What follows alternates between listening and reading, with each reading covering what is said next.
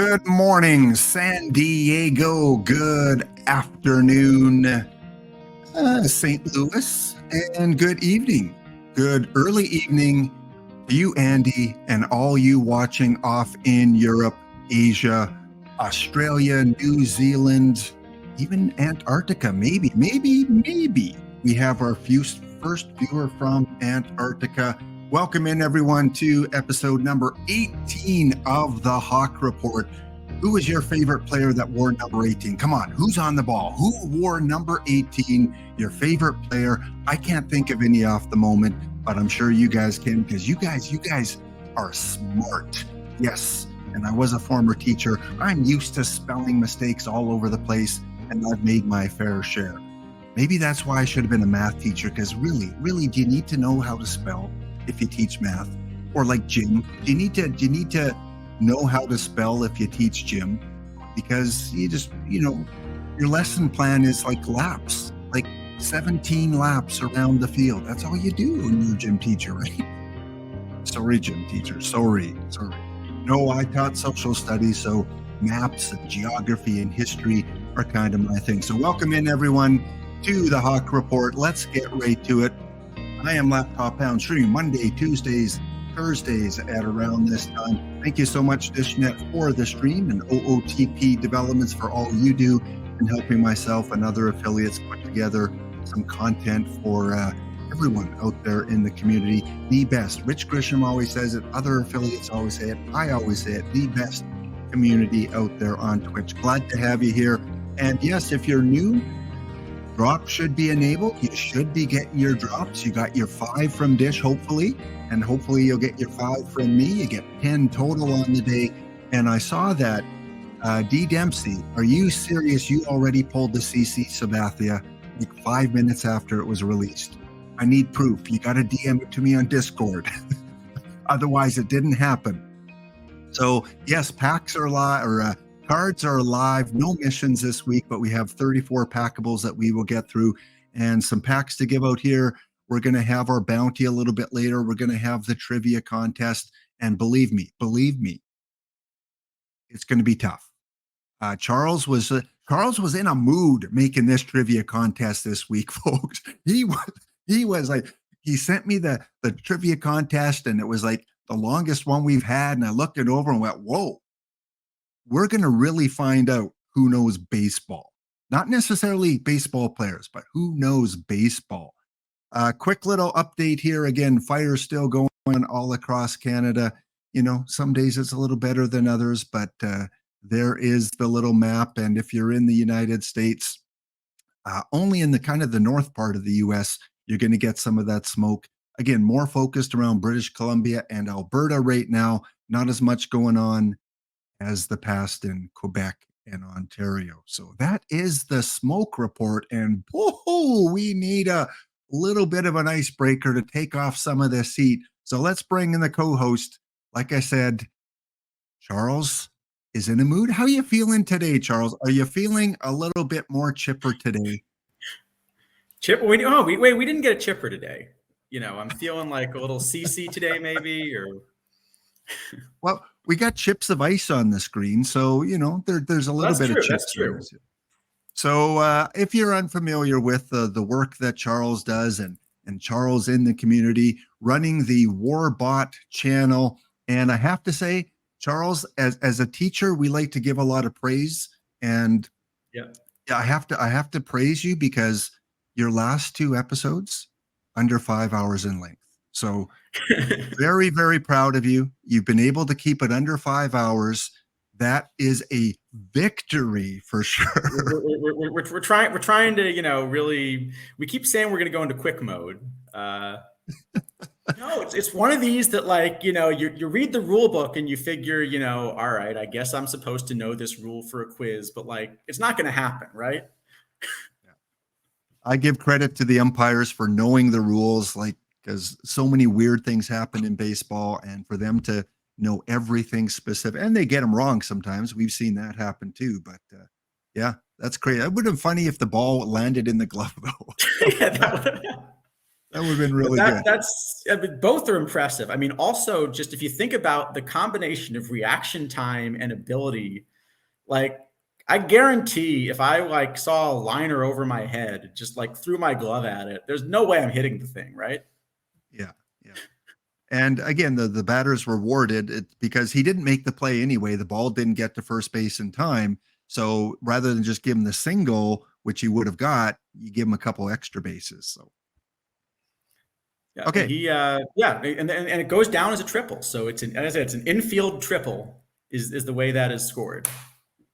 Rufio, this slide is just for you. Which one, Rufio, are you missing here on the screen? I'm going to guess that you don't have the Giants Willie Mays. Oh, nope. Roberto Clemente. Okay, well, that's your mission now. You have to get this. And when I made this slide up a long time ago, it was unusual cards for some sort of reason, not an error card, but just an unusual card. For instance, Steve Garvey at third base. You don't really remember Steve Garvey as a third baseman. Or what's another one here? Nolan Ryan as a Met. You don't really kind of recognize him as a Met. So, yeah, congratulations. I don't know what year that was. Maybe you do know, Rufio, what year. I'm guessing like 1974, The early 1970. 70s, right? Because you still have Willie Mays and you've got Clemente. Yeah, I'm guessing early to mid 70s. 71, Tedio says. Okay, so there we go. Yeah, cool. I love the cards of the past.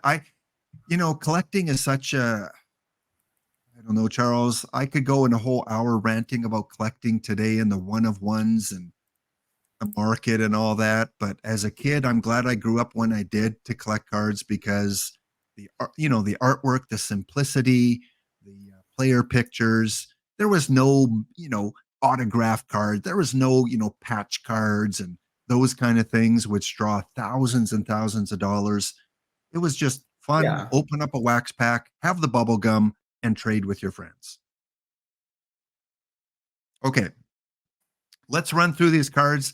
I was able to make up some slides as Dish was presenting these. And Dish, great job today. A lot of humor in the presentation today. And whether it was known or not, you did a really good job of the surprise that's coming a little bit later. Most of these we can run through because they're not really, I think, cards that are going to influence the game a lot in terms of tournaments, league play. They're just cards that were involved in trade. The Matt Laporta, anything you want to mention on this one? Oh, Disnet wanted to post the clip. Oh, you can post. I should be able to post the clip, right? Seeing Dishnet.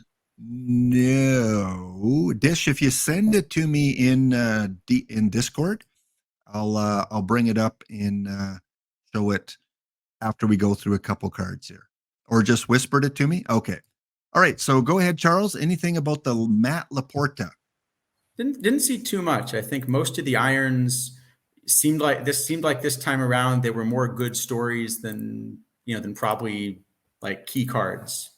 Uh, yeah, because like that Laporta, for example, if you're gonna go to 44 overall and you're looking for a bat, there are going to be a few other options you'll probably like better. There are some that play more positions, like Dietrich or something like that. There's a Ricky Henderson that's a pretty good bat. There's a Greg Luzinski if you just want a DH. So good story, but probably not a great card. Okay. And Dish was talking about the prank, and if you missed it, Dish will be rebroadcasting kind of as a live stream again tonight at 9 p.m. Eastern, I believe. So if you've missed your packs, you can go check it out again tonight. But Dish sent me a little clip here of the moment. So here is a clip of Dish reacting to.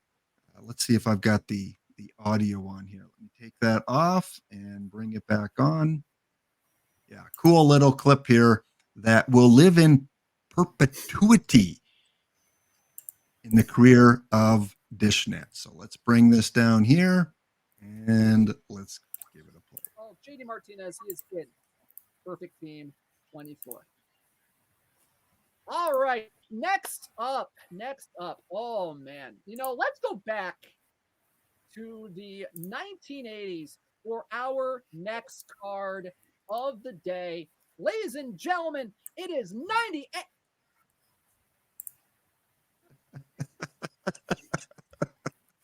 The Academy Award goes to the one, the only, Paul!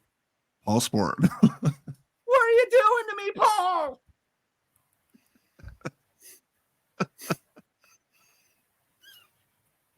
Paul? Classic moment. Did the sound come through there, Charles? Yes, it did. Okay, good. Dish. If you're not in Singapore calling, MLB Pro type of game baseball, you are reacting to something Paul Sporer did. And yes, Paul had that April Fool's Day set. So you know the type of personality Paul would have if he has an April Fool's Day set. We're going to get the jokes coming along throughout the year. So classic moment there. Okay. So let's go on then to the bronze cards. Michael Fulmer is the first one. And again, I play a lot of bronze tournaments. This is a card that, in my tournament team with the home run suppression, not too bad. The stuff is too low for me. The PBABIP's too low. But again, it's a Detroit Tiger. So, hey, Tigers fans, we've got Dish, we've got Sporer, we've got Punk. There are a lot of Tiger fans out there that like any card from their team. But for me, Charles, I think you would agree it doesn't reach the meta for the bronze tourneys.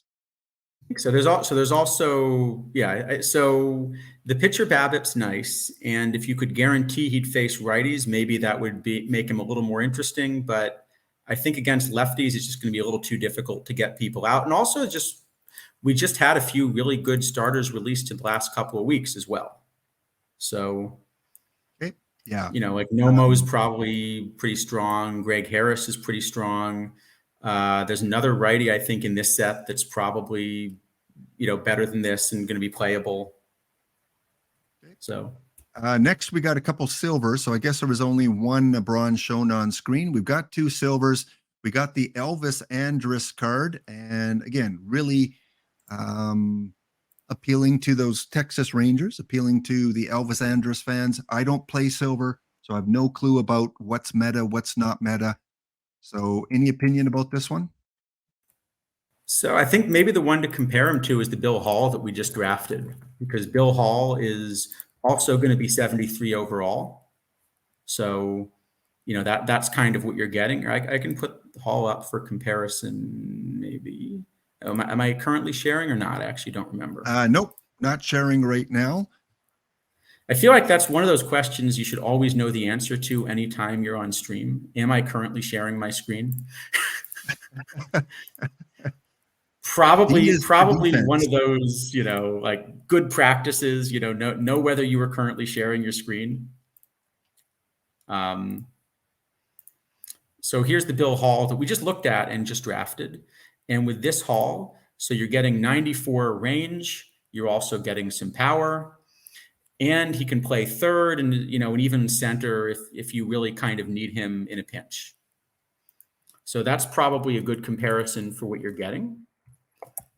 And for Elvis, you're also getting 94 range. You're probably getting significantly less of a bat in return for a bit more base running. So speed and defense with Andrus. So in a perfect draft, again, might be a good card to take. Yeah, so I think Hall's bat is just a lot better. And, so for that reason, I think you're always going to prefer Hall, of these options. They're also, there's an Eddie Lake, there's the build a lineup George Davis. So I think Elvis is just a fair bit behind these. And so you're probably not going to play him. And also because he's only at one position, whereas Hall plays a few, this really isn't a card that you want to use as a backup either. You kind of either have to start him or not play him. Okay, I want to prepare you here. There's going to be a flash of blinding light coming your way that might aggravate you a little bit. Here it comes. The Yankee Kerry Wood. Oh, boy. Control. I don't know if the anger is coming from here. I'm thinking the anger might be coming from a certain Cubs fan. Yeah, well, Cubs fan Steve might be displaying a little bit of anger here, but again, very splitty. I don't like that control at all. But hey, it's Kerry Wood, right? It's what we would expect out of a Kerry Wood card. We don't want to see 110 control for Kerry Wood because that wasn't him as a player. Stamina 12. So this isn't the starting pitching Kerry Wood. Does it play in iron or in silver? Because again, I'm not familiar with that format. So I think part of the problem, the pitcher BABIP here is really nice. And so that's enough that we'd want to take a good look at the card. The problem is, even just in the last week, we had about 5 silver, relievers or bronze relievers that can play up there that have similarly good pitcher BABIP, but also a lot more of some of these other things. So I'd rather, for example, play the Timlin that we talked about last week. I'd rather play him. I'd rather play Jesse Carlson. I'd rather play the Shigetoshi Hasegawa, where they all sort of have the same kind of really good pitcher BABIP, but there's more on the card in addition to it. And then in full silver, well, then there are all the silvers that we just talked about last week. Henke, Kiko Calero, Ricky Batalico. So I think this is just a fair bit behind those, which is good because I really don't want to play the Yankee. So I highly approve of making Yankees that don't play in the meta.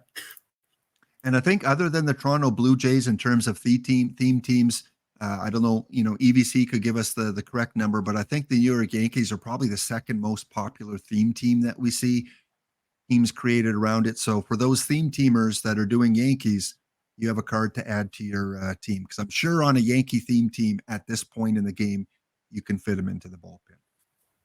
Isidofa makes a good point. If there's a one-game card, okay, so that's a good question. As a one-game card, would you rather Kerry Wood's best game or Bill Miller's best game? Because Bill Miller's got like a 4 home run, switch hitter game. What era are we playing in? Because if it's dead ball, I want like Cy Young. That's true. Dead ball, you want one of these guys that threw 250 pitches. You want like a Harvey Haddix, Okay, your team, the Boston Red Sox, the only catcher in the set today, Jason Varitek. I think the only question I got right on EVC's Guess the Set contest was this one. I might have got Sabathia too. I thought there might be a Cliff Lee. I thought there might be Arrieta because they were kind of trade deadline players too. But we did get the Varitek. Catching ability I thought would be higher. I always remember Varitek as a pretty good defensive catcher. You're the Red Sox expert. I don't know if you agree, but what do you think? I almost entirely do. I will say he may suffer from the whole knuckleballer on the staff thing. We did actually literally like stop traffic and have the police escort in, a backup catcher we traded for is the only guy that could catch a knuckleball so that Varitek wouldn't have to catch Wakefield. So there was a little bit of that, but yeah, he had a reputation as a great defensive catcher. Do you remember who he replaced? Like who was the Red Sox catcher before Varitek kind of became their main guy? I don't remember. I don't like was Saltamacchia after Varitek? He must have been after him. But he was after. Yeah, chat if you know who did Jason Varitek? Who did he take their job? I don't remember it as being like a long-term solution. Now again, the card, great bat. I mean, it's better definitely than Bill Dickey, but Bill Dickey is still the gold you're taking, correct? Catcher? Definitely Dickey. Well, no, the gold catcher I'm taking is Jeff Mathis, but well, okay, yeah. But as a gold card, if it's a gold only tournament, then you're taking Dickey. It's a gold only tournament, and I can't talk them into letting me have Jeff Mathis. Yeah, Bill Dickey defensively. And if you're going to go in a more offensive era, then I still think you'd rather have Tettleton or, Hoyles if you're going to platoon him or something like that. Yeah. So I think this bat is probably just behind. So they're now kind of 4 offensive catchers that maybe have comparably good bats in here. I have this slightly 4th behind Tettleton, Hoyles, and the Todd Hundley that we got recently, but they're all pretty similar in terms of overall, just slightly different shapes. But then of those, Hoyles is probably the best of those defensively, and Varitek's probably the weakest. So I'd love to find an excuse to play Varitek, but I think probably it's more a theme team thing. So if you're looking for that so many lefties, so you can play Hoyles. There you go. So if you're looking for that overall catcher that's, not overly powerful on either side, you're going with Hoyles. If you want the defensive catcher, you're going with Dickey. And if you're just going offense, are you still going with Hoyles if it's only offense you care about? Maybe even Tettleton or the Todd Hundley in some eras, because some of the eras where power plays up. Maybe you even go with Hundley. Okay. Tom Seaver. I did not see this one coming. Tom Seaver, I always think of the perfect Tom Seaver, which at some point I'm sure we will get. But this is the, Cincinnati Reds 1977 Tom Seaver. Pitcher BABIP, very good against the righties. Again, a splitty card. We got a 14 rating difference between his BABIP on both sides. Gold card again. Does it fit in with the gold meta? It's a right-handed pitcher, which will help those that want the righties. Yeah, I mean, you're desperate for righties to fit in with the gold meta. He does look pretty good against righties. The problem is I just think there are several righties that are going to be stronger than this, even if you're just looking at them against righties. So there's the Espino that we got recently in the Future Legends set, which is still in the Spotlight pack. So if you don't have one, you can probably get one cheaply this week. There's the Mark Appel that came out recently. Maybe you could even still play Robin Roberts, Bobby Matthews. So I just think there are a few cards that are still probably ahead of this, where even if you're loading up against righties, I don't think this is the one I'd go for.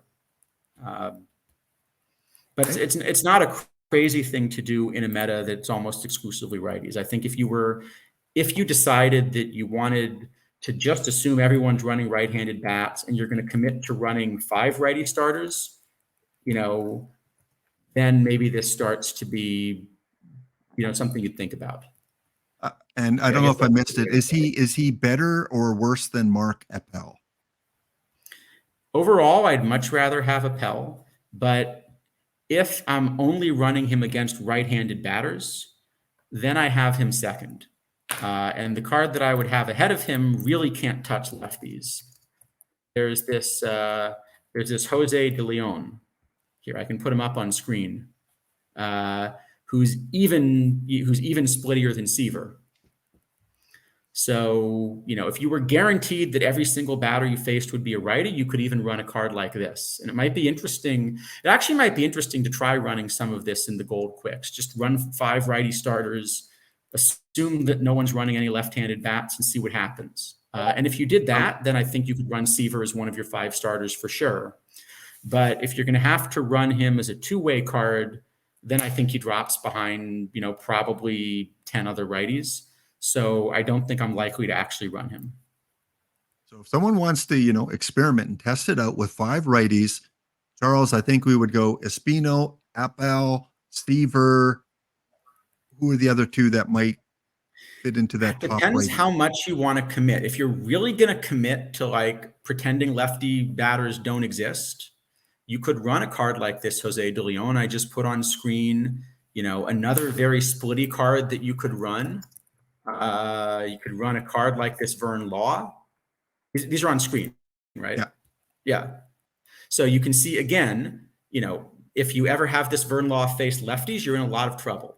But if you're running a quick tournament and just trying to exploit everybody running righty hitters, and it's like a gold single elimination, so if you happen to run against lefties and get knocked out, no problem.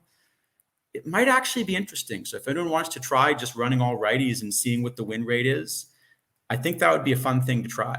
And then Seaver would fit really well with this, because just against righties he's very good, but against a mixture of righties and lefties, then he's probably not what you want. There's a fun challenge for you. Take advantage of all those teams running the righty bats in the current meta. And, chances are you might get blown out a lot, but you might just get in one that it works for you. Don't forget to check out Warbot at some point tomorrow. Usually at around this time is when Warbot comes on, often with Izadafo, for their report card rating of the newest cards, all 34 cards from today's set. We give you kind of the eye test, and Warbot goes in a lot more detail with Izadafo, typically on Fridays. Yeah, I don't know if Izadafo knows the timing. I think next week it'll be a little different. I think I mentioned to you I'm traveling, so the schedule is going to change a bit in the next couple of weeks. But yes, so next week we are going to be running about 2 p.m. Eastern, I believe is what you said, right, Charles? I think it's going to have to be, yeah, Or did you say 4 p.m.? I think it's going to have to be 4. So if we can figure out whether you want to do a different co-host, we can figure that out. But okay. Yeah, so, it's going to be until then. I'm traveling and it's kind of a bit of a mess. So we will either be with Charles or we will have a co-host, a different co-host next week. And I know the week after that, we're probably 95% sure that we're going to have a different co-host as Charles is traveling. So it's going to be an interesting couple of weeks. Is it as a holiday or is it a business or pleasure, Charles? Messy business trip. Yeah. Okay. So. All right. Diamond cards. Mets fans, you've got one of the players very familiar to New York, Cespedes, throwing the bat. Not like Jose Bautista. That's not that kind of bat flip. This is a confident, look at me, I just hit a home run in my neon green arm brace or whatever he's wearing, my shin guard, heading off around the plate. But is this a card in low diamond that you can use? I will say I was half expecting this to be a card with like 150 arm or something. I remember. I guess would it be the A's card that had the biggest arm? I'm trying to remember now. The A's card with the biggest arm. For Cespedes, I mean. Oh no, for Cespedes. Oh, no clue. Who was the guy that he threw out from like all the way in the left field corner?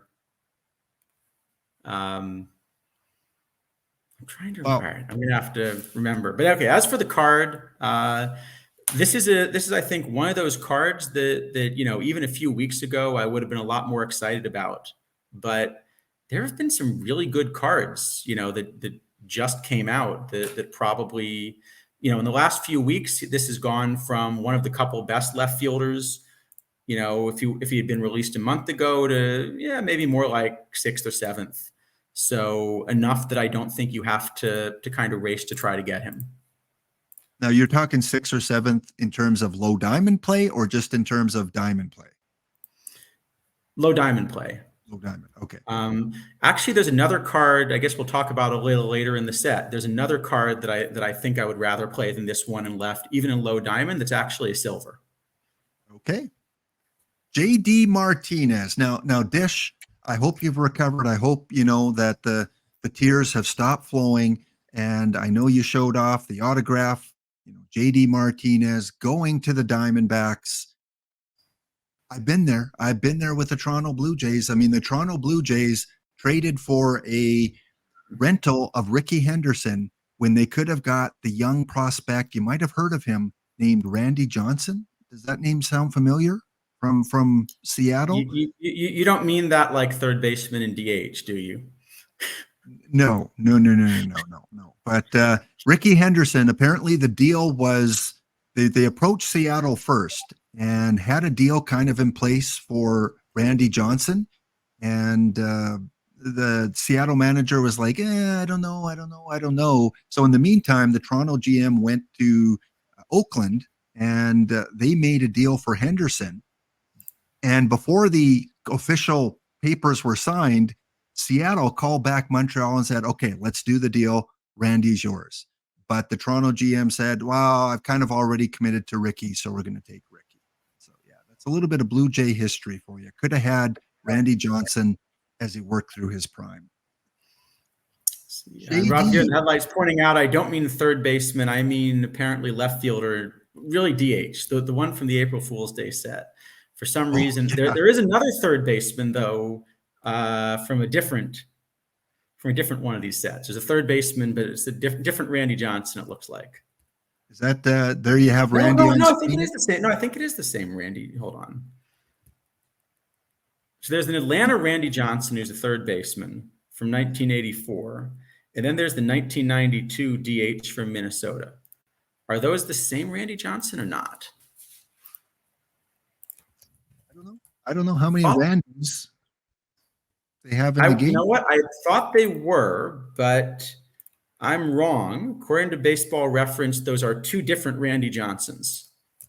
Right. Just like who are those pitchers, those high-end pitchers that had the exact same name? Was it there were two Dutch Leonards, or who were the two last year?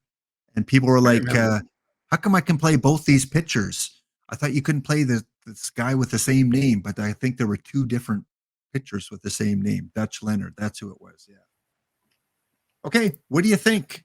What do you think about Mr. Martinez? Really good, not overly splitty, I guess. When you have numbers that high, the splittiness doesn't really show as much, I don't think. Really good power. But again, right fielder, as you said, a lot of good corner infielders have come around into the game lately. The defense just isn't there, although you could train them up into left field. Is this even going to make DH? Yeah, so I think the problem with this card is basically that it's 95 overall. Because at 94 over, so looking at the defense, really this is not a right fielder. This is a DH, which kind of makes sense given the player also. As soon as he got to an American League team, that's basically, he's a DH. But the problem is in full diamond, there are a lot of really good DH bats out there right now. There's the Vlad Guerrero we just saw, there's Giambi, there's Lou Gehrig, and all three of those just play first base. You're going to have to DH, really two of them. Plus Jimmy Fox should be a DH. Joe Morgan, if you play him, should be a DH. So I think JD, is close. So if you don't have at least two of Vlad, Giambi, and Gehrig, then you might play him at DH. But if you've got a couple of those, I think those are just going to be better options. And I want to know from DishNet. Dish, if you pull this card during Call Your Shot, are you going to put him in your lineup? Have you forgiven and forgotten this trade by the Tigers and are willing to put him in your lineup? Do you love the player or do you resent the team that did this? I wonder. We'll find out if he pulls them on stream. That's going to be my next call your shot is going to be JD Martinez. Let's get some synchronicity. And then we had the moment of the stream, and I was able to capture the moment, the best moment, the look. Oh, although Dish did it much better than I did. And I even blew up the player's image a little bit more for you, Dish, just so you could embrace the card just a little bit more. Dawel Lugo. Yeah. The one I was thinking about with the same names were like the Bobby Joneses. You remember there were a couple of Bobby Jones, relievers kind of at the same time, a couple decades ago that needed to use middle initials just to, Yep. To tell them apart. We get that in hockey sometimes too, where they have to use the initial, or actors that have to use an initial because when they register with the Screen Actors Guild, they can't have the exact name, so they have to use a middle initial. Again, Dish was fooled in many ways, not only with the cards, but the fact that Paul had said these are going to be juiced. These are going to be, your juiced LE type of 40 level cards, and they weren't. So fun card. Detroit Tigers, even the theme team Detroit Tigers, I don't think you're going to put them on the team, but it was a fun moment on stream. And the same can be said with the Alcantara card. Sergio, good looking, nice young gentleman ready to play some baseball. You know, the next Dwight Gooden at second base. Maybe Dwight Gooden would play better second base than this guy. I don't know. But Alcantara, do you see anything in this card that can give hope to people that want to use him? I'm struggling a little bit. Anything. Look at that bunt. Yeah. Okay, so if we were to construct a 2020 to now, but no non-live tournament, I'm pretty sure you could play him in a cap. But, you know, I wonder, just based on the reactions, I think Dish is much more favorable towards the Alcantara. Don't you think so? I mean, look at that. He looks like it's a better card than Lugo. Yeah. But I think just both, you know, there are a lot of pretty good 40 overall cards that we're using in caps. So I'd much rather run a card like Randall or something like that. There are a lot of good cheap infielders right now. It's too bad that you couldn't just combine them and have a good two-way player and make the rating 40 plus 40 equals 80. Because then it might Just sort of add them up. Yeah. Maybe then it plays in low gold. I don't know. There you go. You've got third baseman and second baseman, future all-stars of the Detroit Tigers in the Martinez trade. And I don't know which other players were involved. Just looking at chat. So there are two Sebastian Ahos, but they're not only are they unrelated, but one's Swedish and one's Finnish. Yes. One plays for the Islanders in New York. One plays for Carolina. And one is much, much better. One's a forward. One's a defenseman. But yeah, they have the exact same name. So when you're doing hockey drafts, you got to make sure you signify the team of the Aho you want. See, I feel like you'd have to put them on the same team somehow. Well, Sebastian Aho is much better than Sebastian Aho. I think it's the Swedish one that's better. But chat, you can correct me if I'm wrong. The Carolina one's the Finnish one because he played with Jesse Puljärvi and with Patrick Laine in the championships when they were juniors. So the Finnish Aho is better than the Swedish one. And he's a forward, so the Finnish one's the one that can finish. Cubs fan Steve ripping packs, trying to add the Rick Sutcliffe, or maybe he just went out and bought this one on the card shop. Again, we've got a Cub. We've got a lot of good Cubs recently. We got the Fergie Jenkins. Now we've got the Rick Sutcliffe. Better against the righties. Does he make your top 5 high diamond pitchers, though? Does he fit in there? Yeah, I think he's up there. So I think I'd rather have Grayson Rodriguez and I'd rather have Don Newcomb. But I think this is then probably in the top 5. And maybe the card that this will actually, you know, kind of finally push out of the top 5 is that limited edition Mike Scott. So if anyone's running a theme team where Mike Scott would have been a really good fit and it was tough to get one, you know, before because he was still in the meta, this might now be a time that you could convince a Mike Scott owner, you know, that it's a good time to kind of give him up. I'm curious what Sutcliffe is going for right now. No sale yet on Sutcliffe, it looks like. So no any sell orders up there right now? Yeah, yep. So here, I can show you what it looks like. So high buy order 25,000, low sell order 65K. So somewhere 25 to 65 is what he'll cost you. And we have, I think, maybe a newer user asking, what do you mean by meta? Can you kind of briefly explain what meta is? Oh, so that's a good question. So there are a lot of different tournament formats in the game. So often what we're talking about with meta cards, what you're going to find, let me just pull up a tournament that I'm in. That's probably a good way to do it. What you're going to find is that for a bunch of these tournament formats, you're going to see that teams play a lot of the same sort of cards. So what would be a good one? Let's say this defense to, you know, to HR era, because that's one that probably, you know, it's a limited card pool. We're probably going to see a lot of teams running a pretty similar card pool. When this loads, Here we go, is we're going to watch me about to be knocked out of this tournament. So while I'm still in this tournament, I'll race and take a look.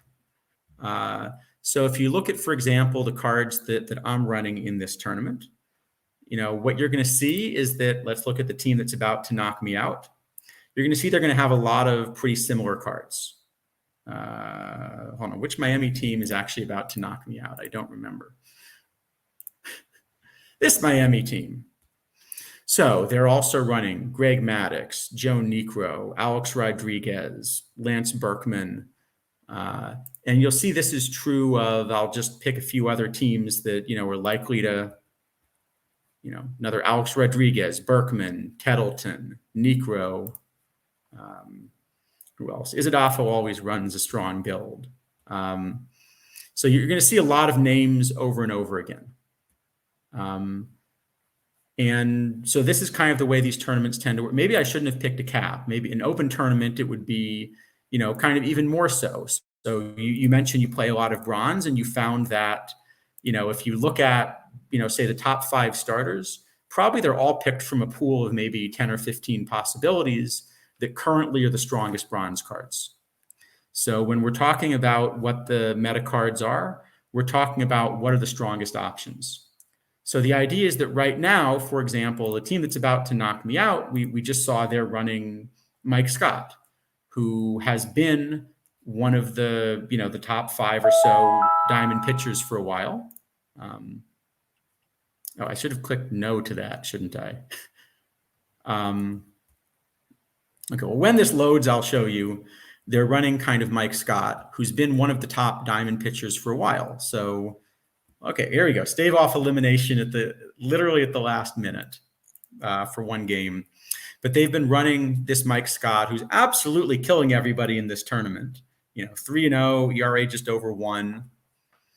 And this has been one of the best diamond pitchers in the game since it was released. But as soon as he's not one of the top 5 diamond starters in the game, then the people that own him are going to stop running him in tournaments. And so it might make sense for them to sell him to somebody else that wants the card. So that's kind of what I was saying when I talked about a card dropping out of the meta, is as much as this Mike Scott is an excellent card, Rick Sutcliffe, I think, is probably going to turn out to be a little bit better. So if you were using Mike Scott before, but now you can replace him with Sutcliffe, it might make sense for you to buy Sutcliffe and then maybe sell Mike Scott because he's still valuable in the card shop. That's kind of what I meant. Okay. That sort of makes sense. Yeah. Meta, again, just the best cards at these positions that you're going to use in specific tournaments. Different tournaments probably have different meta. Some have the same meta cards that play well in a variety of different eras. How would you compare? Like, I know Fergie's 100 compared to this 98. Is the 98 better than 100? Because remember how we talked about power creep before, or is Fergie still better overall? It's a good question. I think Fergie's probably still a little bit better because you're getting sort of a similar card with a little bit more control and a little bit more stamina. Yeah, BB Rob, exactly. The best cards, except the best cards for their power level. Because if you look at the tournaments in the game, so the overall best cards maybe are the ones that you're going to run in the league. But if you look at the various tournaments, here, I'll just pull up some of these tournaments. Is that showing? Yeah. So what you can see is there are a lot of tournaments that have different rules for what's eligible. So, for example, this tournament, Daily Historical Iron, only our cards rated iron are on the active roster. So if your card is more than 59 overall, they're not allowed to play in this tournament. Also, it's historical. If your card is a live card, it's not allowed to play in this tournament. So that means the meta for this tournament, whether you're interested in a card, you're kind of asking, are there some tournaments or is there something I'm going to want to use the card for, other than just collecting it for fun? So if you have a card which maybe otherwise wouldn't be the best, but happens to be the best historical iron second baseman, then that card is actually pretty useful because for a tournament like this, that's the very best card to play at second base. Here's a gold tournament, and some of them have different requirements. This one, this weekly, it's rebirth to boom. So only cards from 1921 to 1979 can be used. So that means this Rick Sutcliffe, even if you otherwise love the card, I'm sorry, it's a 1984 card. You're not allowed to play him. So if a card happens to just be the best card between 1921 and 1979, then that's a card that you're going to want to play in this tournament. So often when we're evaluating new cards, very few of the new cards, except maybe the perfects, are going to turn out to be the best card in the game. Like the best shortstop in the game is probably not going to be a 70 overall shortstop that got released this week. But a 70 overall shortstop that got released this week might be the best silver shortstop, and so might be a card which, might be a card that you're interested in collecting and playing in tournaments. So that's really what we're discussing with these. Unless your name is Jeff Mathis, you can play in any tournament and league that you want to because you're meta pretty much everywhere. Except for the ones that bar Jeff Mathis. So some of these tournaments, like we talked about, silver, well, there's a silver floor cap where any card below silver is ineligible. And in that one, no matter how much you want to play Jeff Mathis, you're not allowed to. There you go. Now, let's even go back a further picture. We talked about Fergie versus Rick and Fergie still being slightly better. But if we go way back to like a Grover Cleveland Alexander, one of the limited editions, have we got to a point now where Rick Sutcliffe has passed him as a starter? No, I think Grover Cleveland. I mean, it's funny because I sold him a while ago thinking that he would get knocked out of the meta entirely, and I shouldn't have. He's still actually quite playable. I think if I had him, I would still be running him on my roster. Okay. Last diamond card they showed on screen to the Angels. So that card art probably will be replaced at some point in time. Mark Teixeira, this is a guy that I was going to put on my guess the set list. He was my first choice. And then I looked in the game and there were already two other Mark Teixeira. So I thought, they're not going to make another one because I think there's a gold one in the game right now. And they did. They made a third. This may be, I don't know if this is other than the one of every one like Jackie and McGriff. This may be the only card with 3 in the game, I'm thinking. But yeah, we have Mark Teixeira. Again, here is a card where, unfortunately, the position he plays doesn't work for him because of the recent cards that have come out that play first base or DH.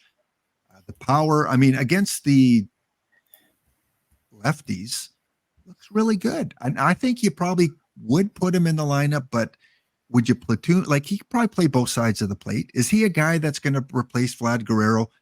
Start with that. Is he better than Vlad based on your modeling?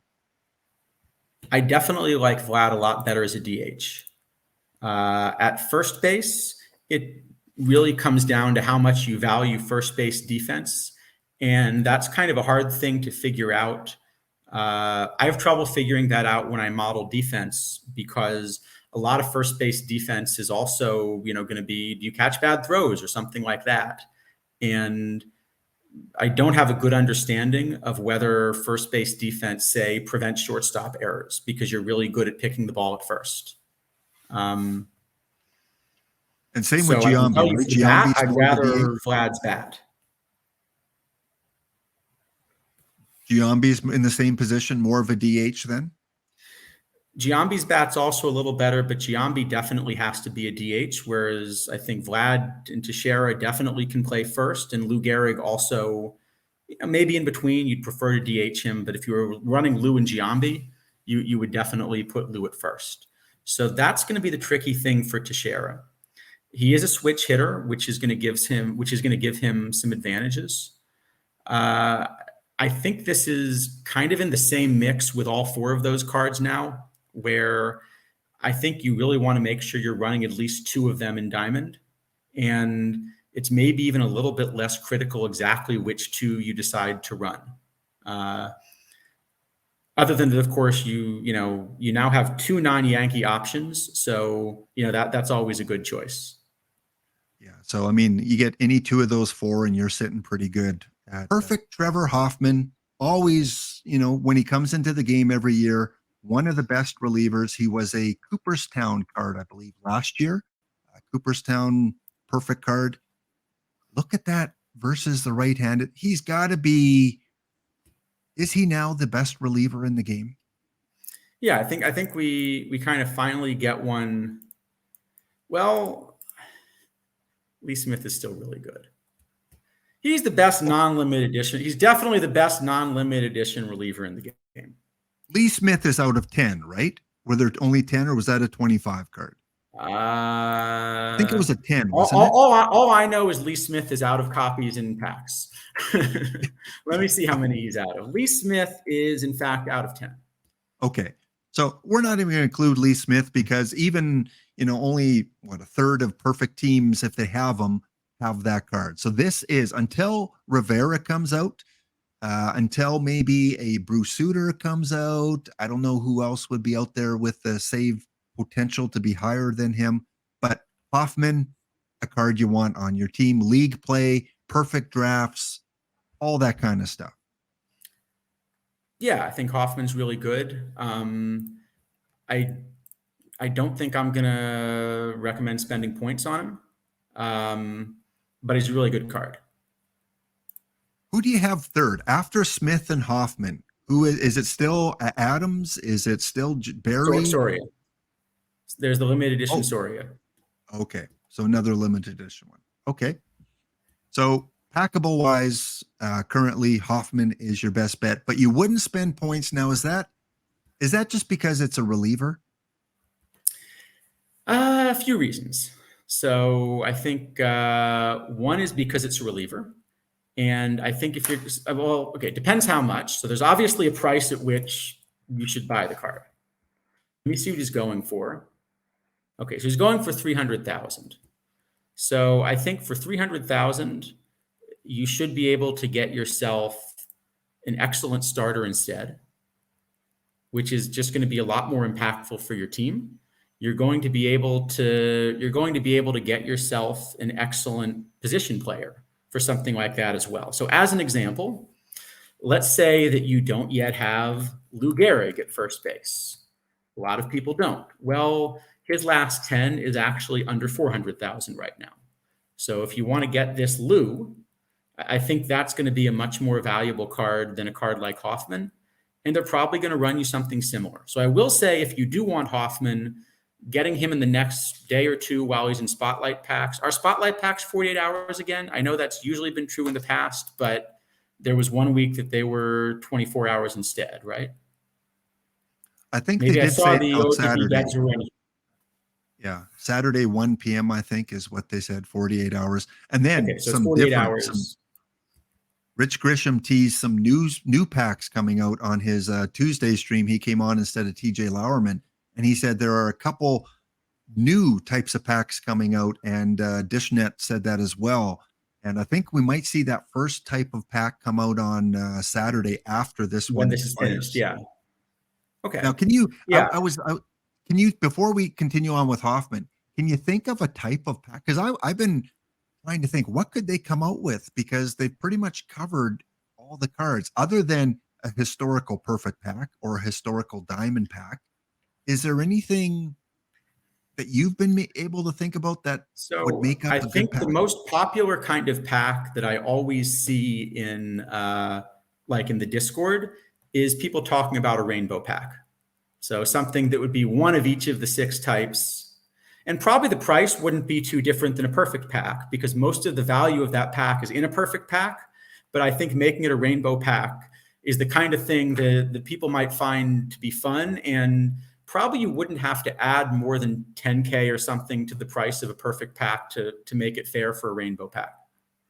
I love it. That would be awesome. Now, on the other hand, please do not make any golf packs. No golf packs. We don't want those. But a rainbow pack would be pretty cool, where you're getting one of each type of card, still with the same live and perfect kind of ratio. Yeah, that would be fun. The other one I could imagine is, I know there was a lot of discussion about this Platinum series from last time and whether having limited time cards would work. And I could imagine if you wanted to introduce something like that, maybe you would do it by having Platinum only packs or something, so that anyone that really wanted the limited time cards would have a decent chance to to kind of make that happen. That would be interesting. So are you saying that maybe we have a pool of, let's say, 100 cards across all different levels, but they're only in these platinum packs for 48 hours, and then, 3 weeks later, they're in again for another 48 hours, and so on, but you can only... Yeah, something like that. I don't think I think that I'd be a little more disappointed in, simply because a lot of the fun of the game is things like theme teams. And one of the things that's, that making a card completely unavailable in the long term does is it means you can never use that card. Like if sometime 6 months from now you figure, okay, I want to try to convert my team to a theme team, there might be a card that you didn't have any interest in before, but suddenly you get interested in later, and it would be nice to still have it available.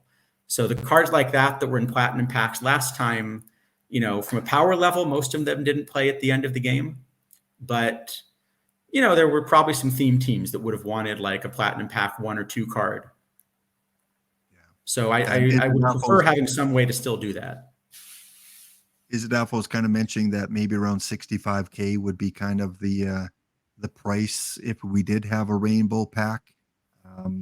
Yeah, again, once you start to get up over 50,000, 60,000, you're really taking big risks, because if you pull a live perfect, that's 20,000, diamonds 4,000.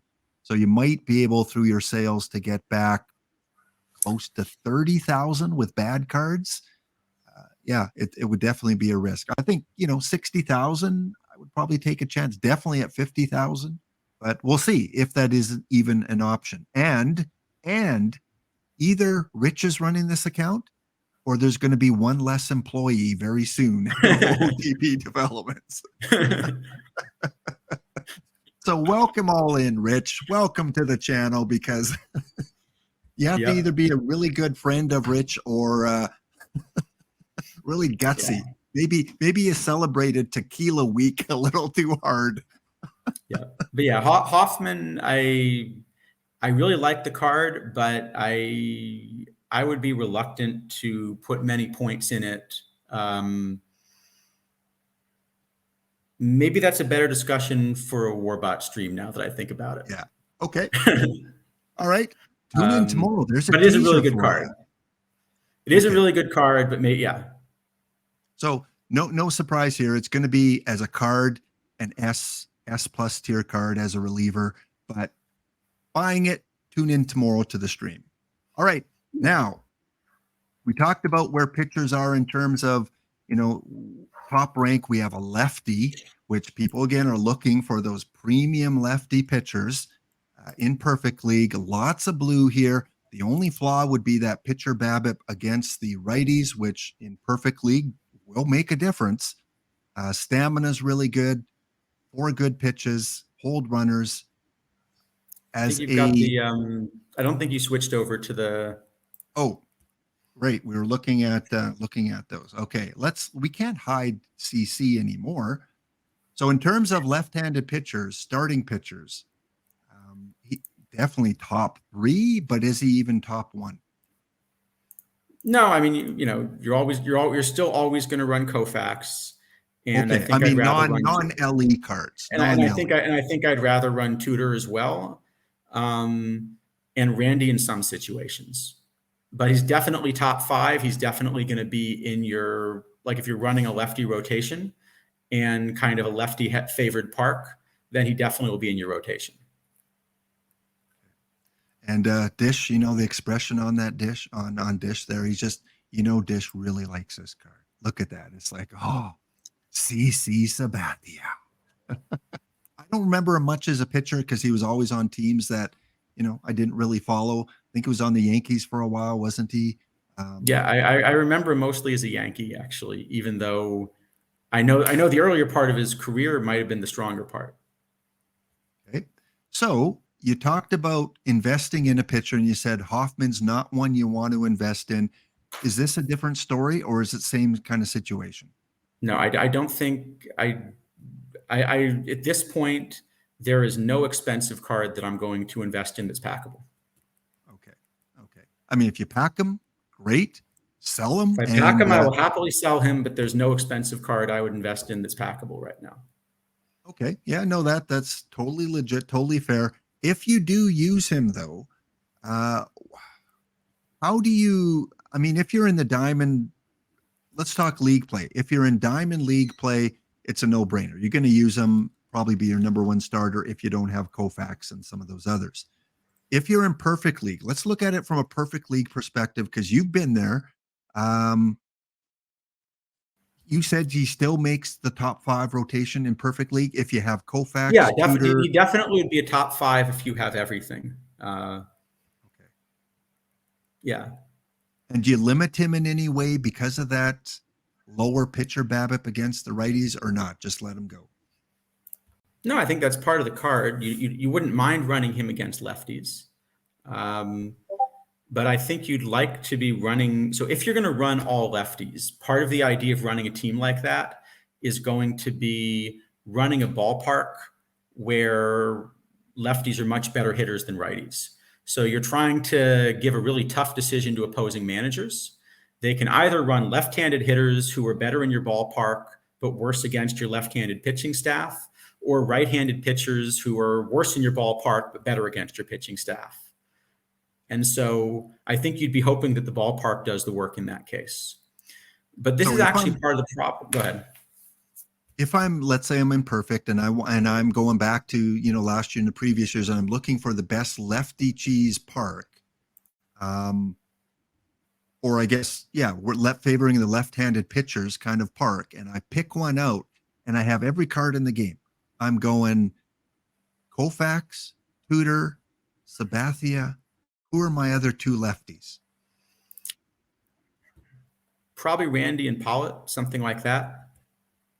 Randy and Pollitt. Okay, yeah, that's I forgot about Howie. Yeah, Howie would be up there as well. Okay, and that's a strong starting 5 for your lefty rotation. Yeah. Okay. Anything else about CC? And you're going to have a mostly right-handed bullpen probably at this point, because most of the top relievers are righties. So that also fits a little bit with your left-handed pitching staff, because now you're trying to force everyone to use up all their pinch hitters, and it helps a little bit on the road. I do think it's a little bit tricky, because if you're trying to run pitchers where the ballpark's going to help them. So that's part of the thing, is that because in league play you get to set your ballpark, it's a little bit less well-defined who the best pitchers are, because you can use your ballpark to change who the best pitchers are, and you should be using your ballpark to help out your team as much as possible. So part of the problem is going to be, let's say you want to run CC, you're probably doing that as part of, switching to all lefties. So for example, the park that I was running the last time I was kind of trying to be competitive was a righty favored park. And I think if I had CC, I still would have run him out of the pen because the card's just so good. But I don't think I could have started him in my park because it was so right-handed heavy, even though it was that good of a card. Because the whole purpose of my park was to stop Sandy Koufax and Ken Griffey Jr. and a couple of these other LEs that I didn't have from being dominant cards when I played at home. But the same park that hurts those cards is also going to hurt CC. So if you're trying to play CC, part of what that means is it's part of your overall plan. You probably want to run him plus a bunch of other lefties. So he's a really good card if you're investing in lefties, but it's tough to play. It's tougher to play this card in something that's like a mixed righty and lefty park. If you play this in a neutral park, then it's a little bit tougher to deal with some of the righties. And it's still probably a good enough card that he's one of your top 5 starters. But I think if you're on a limited budget, you'd probably prefer to find a bunch of cards that work with your park and then sell the strong cards you have that don't work with your park to kind of trade them for the ones that do. And that's exactly what I've done in the past when I've, tried to be competitive is, when I was using a cheesy kind of park, I would sell off the bad cards for that park and invest in the good cards for that park. And with my OOTP 23, I had Cliff Lee, Randy Johnson, I had Lefty Grove, I had, the premium lefty pitchers, and I had then you run the lefty park. Yeah. Absolutely. So, yeah, interesting if people want to try that. So, did I hear that Yeah. right? That you said that he is going to help if you build a park around him and other lefty pitchers, that will help fight off guys like Ken Griffey Jr. Or are they on the same side? Well, so Griffey, if you have a park where lefties are better hitters, that part helps Griffey, but CC's much better against Griffey. Okay. Because if you have a park where lefties are the good hitters, that's where you want to run lefty pitchers, because then you're kind of getting the good matchup. Okay. Yeah, I mean, All it's. I think the way to think about league play is it's actually somewhat like running a theme team.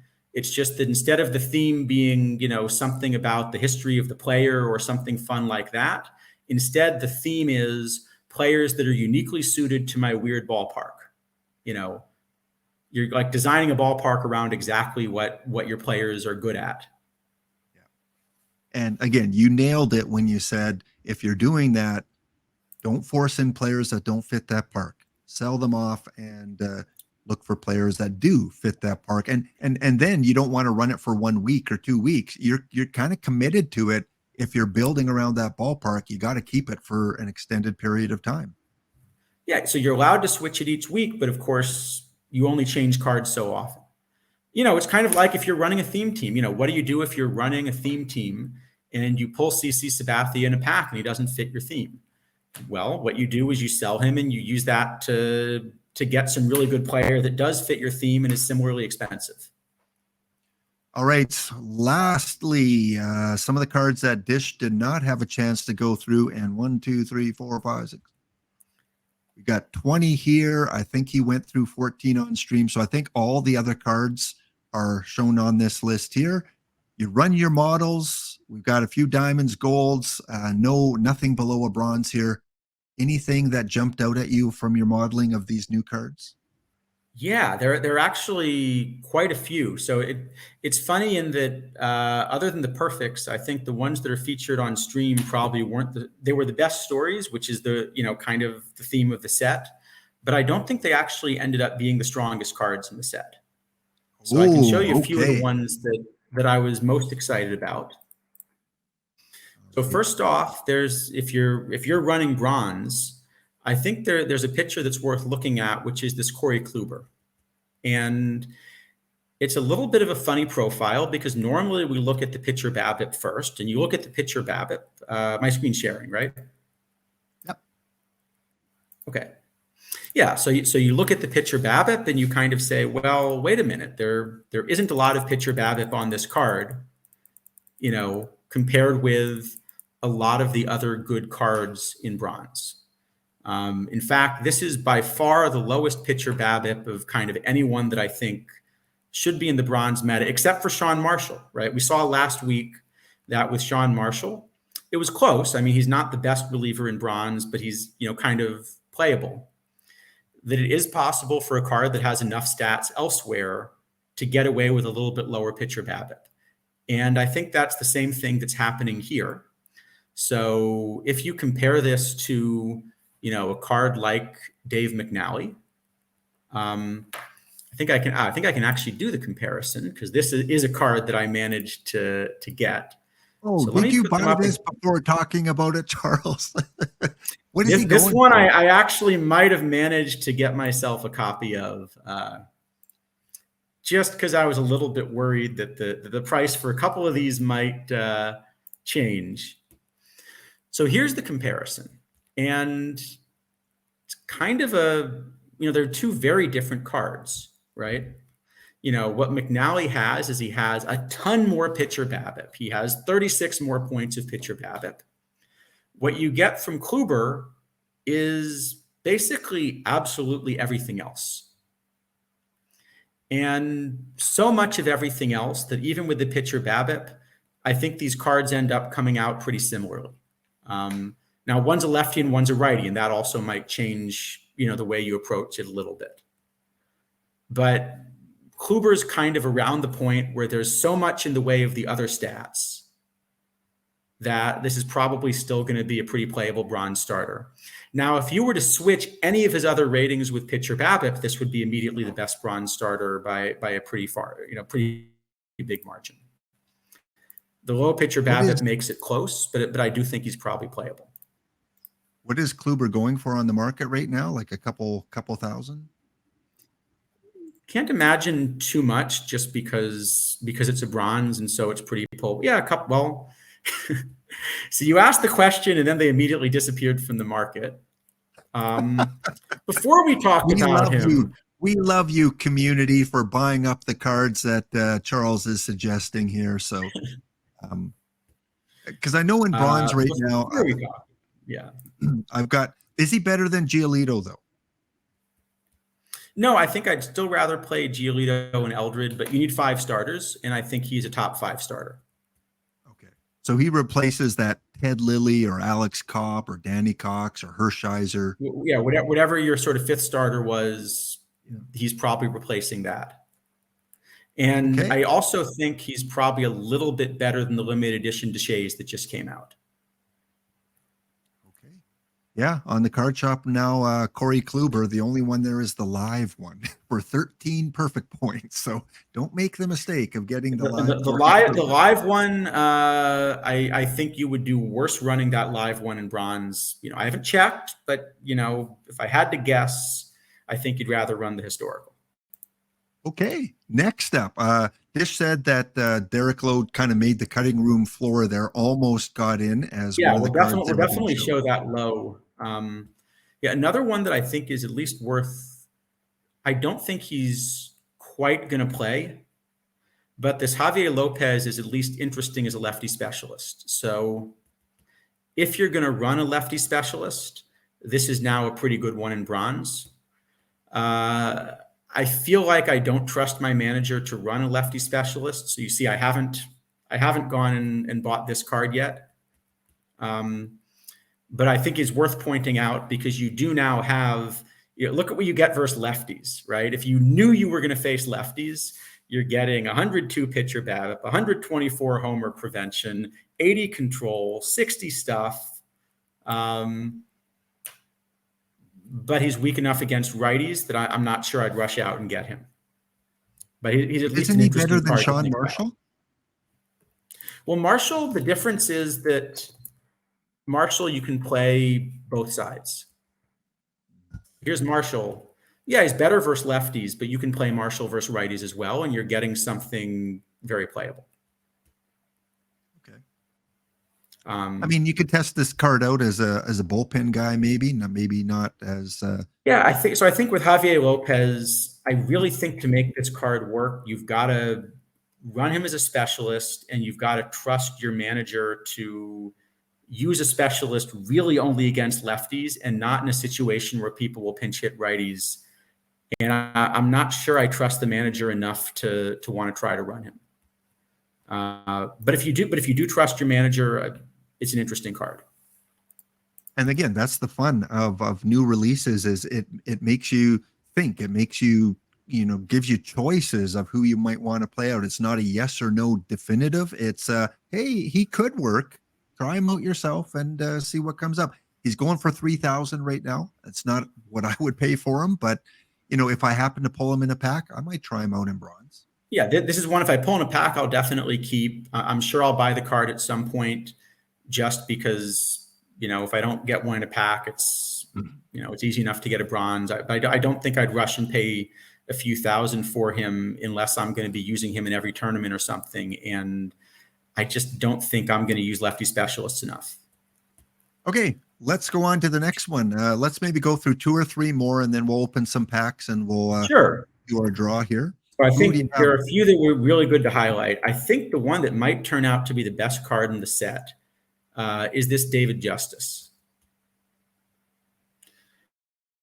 So you remember we looked at Cespedes, and I mentioned that I've actually got a silver card that I think would do even better in low diamond. This is a really good silver card.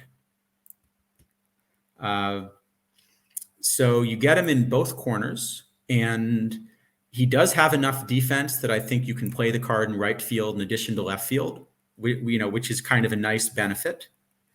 He's got these really funny splits. So, the eye is much better versus righties, but then the power and gap power are actually much better versus lefties instead. So I think probably you're just going to end up playing this card both ways anyway. But he definitely has kind of funny splits. He plays 2 positions, which is also going to be nice if you kind of use him as a backup. But the bat is, probably one of the best 5 or so bats in silver anyway. And you're getting really good defense at positions that have been tough to find that combination. Players that are trying to, if you're running defense in the corners, maybe you're trying to put Elijah Green there or something. So this is a card where the bat is much better than Elijah Green. The bat's much better than Eric Davis. It's kind of clearly your best outfield bat, but you're also getting really solid defense at both corners and in a position that had probably been a little bit weak before. Nice. Okay, so another great card for those of you that play silver. You're probably going to want to get your hands on that, although it is going for, close to 12,000 right now. So be patient. Be patient. It will come down, I think. Yeah, I think with the spotlight packs, most of these cards, if you want to get them in the next 48 hours, you'll probably have a pretty good chance. Next up, who do you want to go with now? Okay, well, we got to talk about Koji. We talked about him earlier, so maybe we don't have to talk about him too much, but just to flash this card up one more time. Just don't look at that home run prevention and you're fine. This is by far your best dead ball pitcher in the game, just period dead ball pitcher of any type. And I think I'm still going to run him in gold. I think I'll just give up the homers and because with Koji, they're all going to be solo shots, right? Yeah. Yep. Clearly you should make him your closer in every draft tournament. I think that's the conclusion. That is a personal choice you will have to decide. Depends who your options are, but we yes. saw how effective he was in 2 of the 3 games he stunk. That's all I'll say. Yes. Yeah, so don't bring him in with men on base. Bring him in with the bases empty. No, actually he's fine with men on base. Look, anything that's not a home run is going to be a ground ball out, and you're going to get your double play. It's fine. Just, move the fences back. The 29 home run suppression mixed with the extreme fly ball tendency really scares. It really scares. If it said ground ball pitcher, I'd be a little bit more on board, but that honestly it does say extreme fly ball, doesn't it? Yes, it does. I still think I'm gonna try this card. I believe in Koji. All right. Well, I can't wait to see what Isidafo says about him tomorrow on your stream. I think the best thing about Koji is if you watch his delivery, he is the only pitcher I've ever seen who is not looking at the plate when he releases the ball. He is looking straight down at the ground, like at the moment of release. It's absolutely nuts. And then, he still hits his spots. So. Okay. One more. Unless am I confusing him with Okajima? Oh, I am confusing him with Okajima. I'm sorry. Dishnet, you're completely right. I am thinking of Okajima. Wow. Sorry about that. Yeah. Good all right. Call. Anything in the diamond range that intrigues you?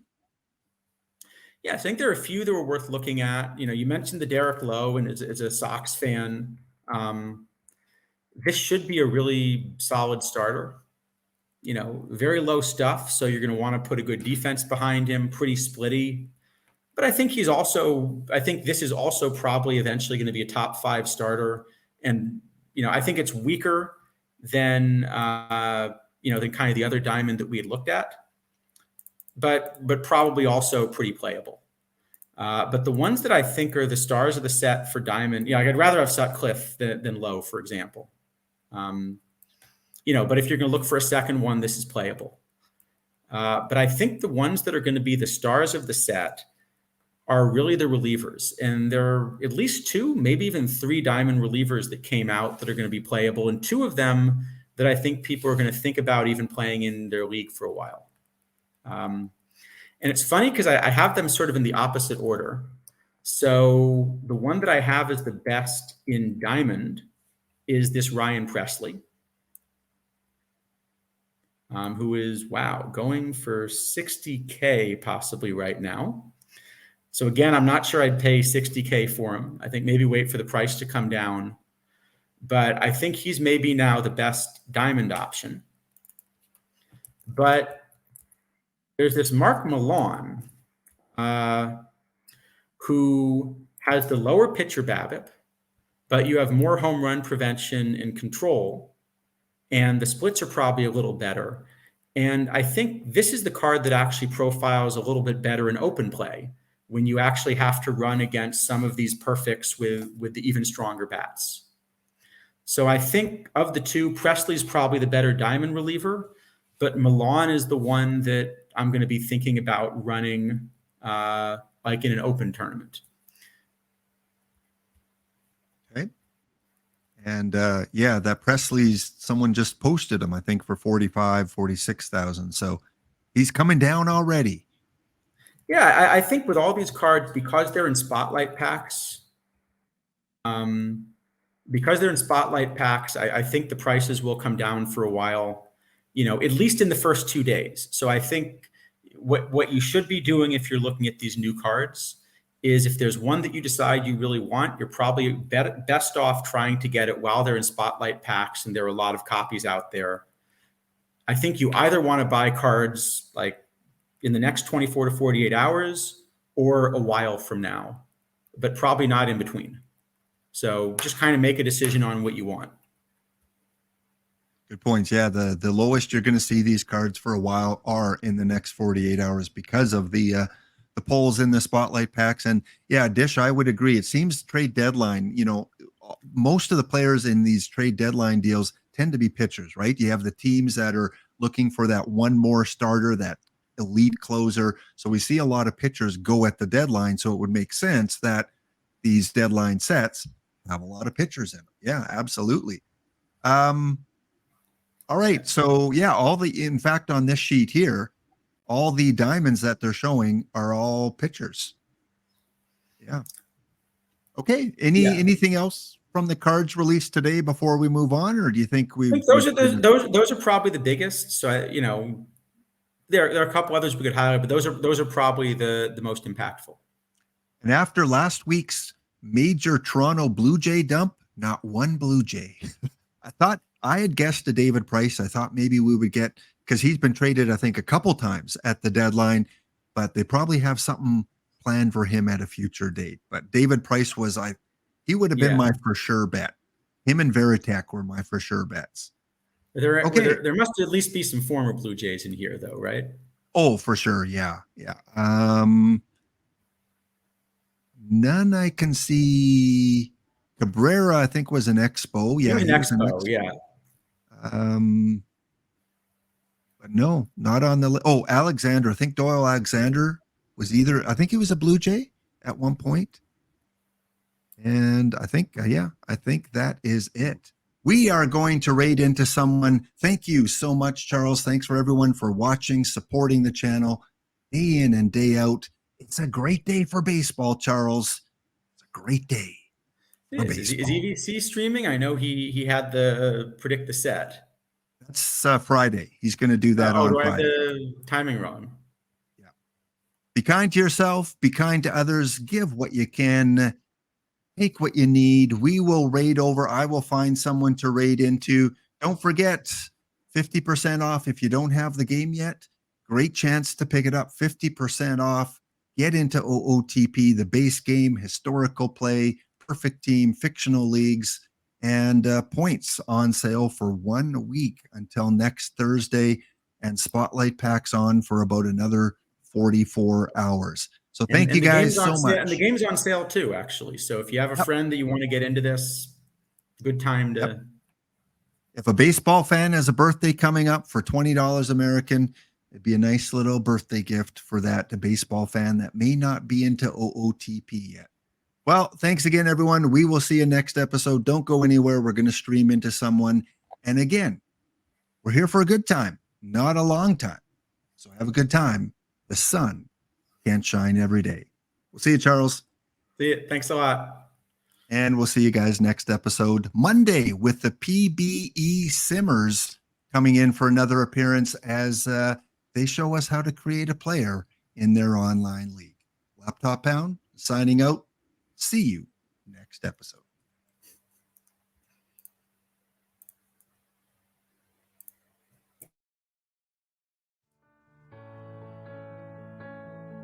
A very good friend of mine told me something the other day. I'd like to pass it on to you. I believe what he said to be true. He said we're here for a good time,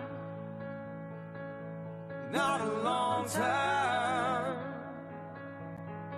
So have a good time. The sun can't shine every day,